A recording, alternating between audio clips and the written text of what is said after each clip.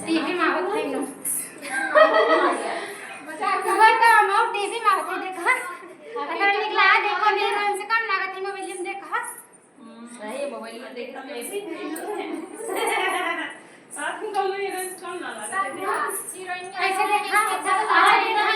से कम लागत है देख ले बिना मेकअप होने सब देखा तब देखा कौन मॉडल लगा बिना मेकअप के हीरोइन लोगन के देखा एकदम बेकार बकवास है ये तो खाली मेकअप को खाली हीरोइन को नहीं कम बट अपने से हीरोइन बनी है हां तो हम सब हीरोइन आवत है सही है अपने चैनल